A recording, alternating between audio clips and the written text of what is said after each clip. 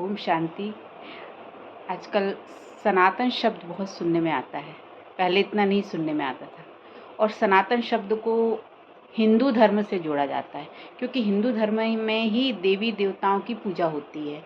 तो वास्तव में आदि सनातन देवी देवता धर्म ये पूरा नाम होता है। सनातन अकेला नाम नहीं होता, सनातन धर्म आदि देवी देवता सनातन धर्म।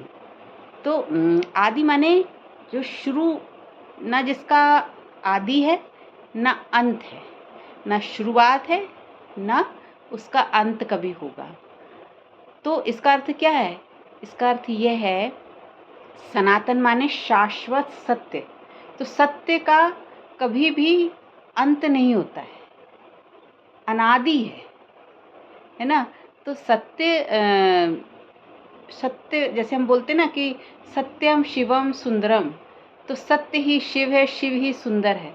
अब जब ये शिव बोलो तो बहुत लोग जो कृष्ण को मानते हैं, वो हमारे हिंदू धर्म में यही तो हुआ ना कि कृष्ण को मानने वाले कहेंगे अरे नहीं नहीं वो तुम शिव भक्त हो, गणेश जी को मानने वाले कहेंगे अरे तुम तो हनुमान भक्त हो, हम तो गणेश भक्त हो। तो ऐसे बट गए हैं हिंदू धर्म के लोग। लेकिन सनातन धर्म एक ऐसा धर्म है, आदि देवी देवता सनातन धर्म, जो सबको एक सूत्र में बांधता है, क्योंकि ये मानवता का धर्म है। कोई भी हिंदू मुस्लिम सिख ईसाई जैसे हम सब सुनते आए हैं आपस में है भाई भाई, तो इसका मतलब क्या है कि पहले वो मानव हैं। तो मानवता का धर्म है ये। और सनातन धर्म जो है वो हमें जीवन जीने की कला सिखाता है।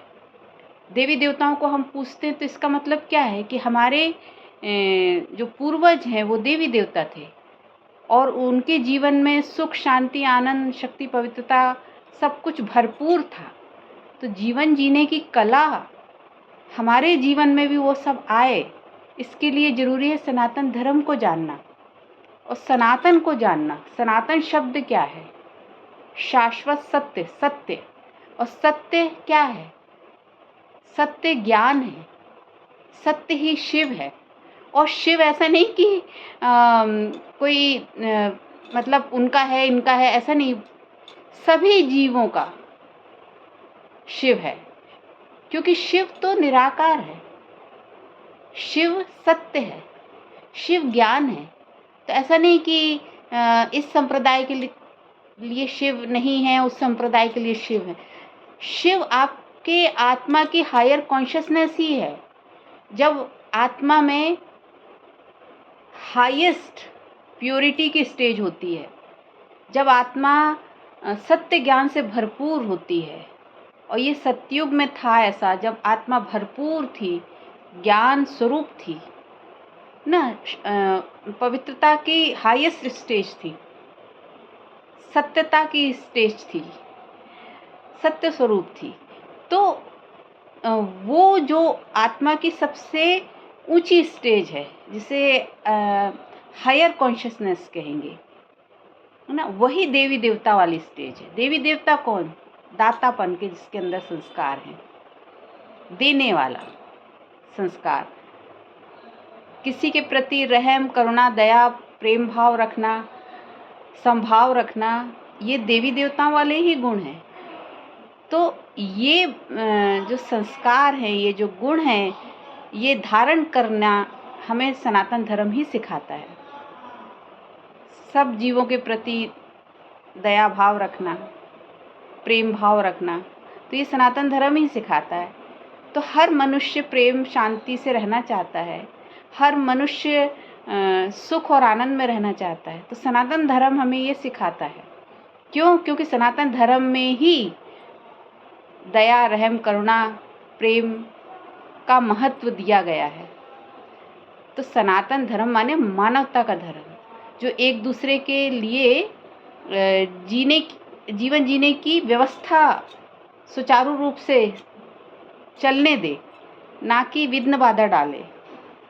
तो वो संस्कार हमारे अंदर आते हैं जब हम सनातन धर्म की गहराइयों को समझते हैं।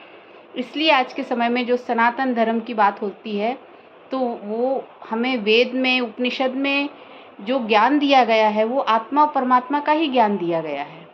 और आत्मा माने क्या? जो ये शरीर दिखता है, जो सबका शरीर है, हम सोचते हैं यही हम हैं, शरीर ही हम हैं, लेकिन शरीर हम नहीं हैं।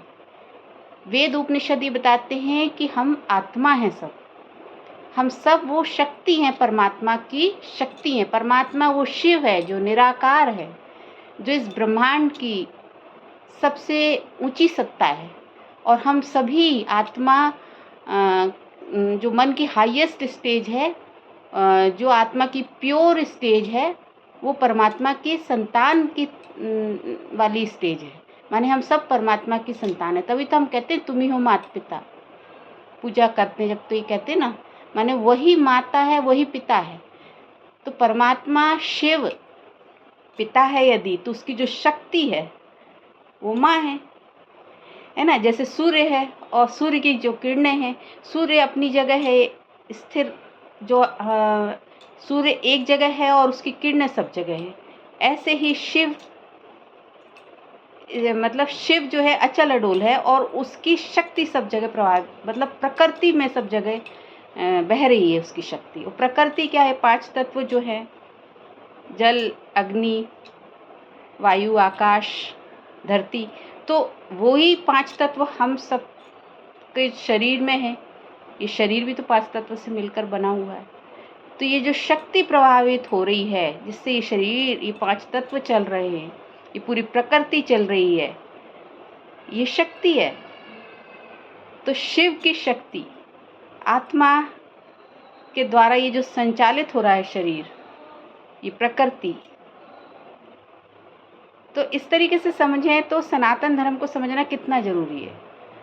ये मानवता का धर्म है। हम ये कहते नहीं हमारे हिंदू धर्म का है सनातन धर्म, ऐसा नहीं है।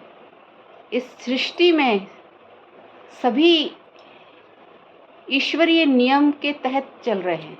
ऐसा नहीं है कि किसी के लिए कोई नियम है, किसी के लिए कोई नियम है। वो तो मनुष्यों ने अपने अपने हिसाब से बना लिया है। लेकिन सूक्ष्मता से देखें तो ये 5 तत्व सभी के लिए हैं। ऐसा तो नहीं है ना कि हिंदू के लिए है या मुस्लिम के लिए नहीं है या किसी और के लिए नहीं है, सबके लिए है। ये पूरी सृष्टि और ये 5 तत्व सबके लिए है। तो ये बंटवारा करने वाला कौन है? ये शैतानी बुद्धि है। सनातन हमें ये नहीं सिखाता है। सनातन अद्वैत सिखाता है, एक भाव, समता का भाव, वननेस।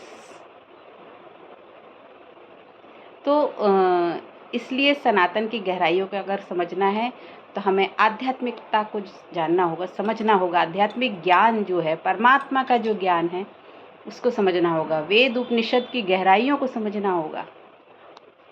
ओम शांति।